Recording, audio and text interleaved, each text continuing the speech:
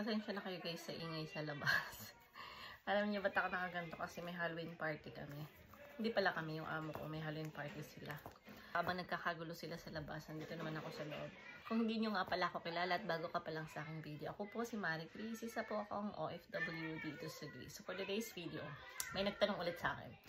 Sabi niyo ko, okay lang daw ba na hindi marunong mag-English dito sa Greece? Para sa akin, okay lang naman yung hindi kakagalingan mag-English. Pero syempre, dapat yung mga basic na English is marunong tayo. Kasi yun naman yung gagamitin natin talaga dito. Kasi hindi naman tayo marunong mag-Greek. Alangan naman Tagalogin natin sila. As long as nakakaintindi ka ng English, okay yun. Kasi syempre, unang-una is sila yung magtuturo sa atin kung ano yung gagawin. So, English yun. So, kung hindi ka marunong, paano ka makakasunod sa iuutos sa'yo ng amo mo? At least yung basic lang. Hindi naman kailangan na sobrang galing mo mag-English. Kahit ako, hindi naman ako ganun kagaling mag-English. Pero as long as naiintindihan mo yung inuutos sa'yo ng amo mo, yung sinasabi sa'yo ng amo mo, siguro okay na rin yun. Diyan tayo nagsisimula. Paano tayo matututo ng English?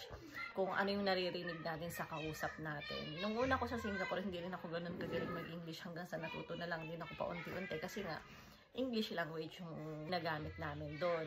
So, at least basic. Huwag naman yung zero English na as in wala ka talagang alam. Diba? Mahirap yung ganon.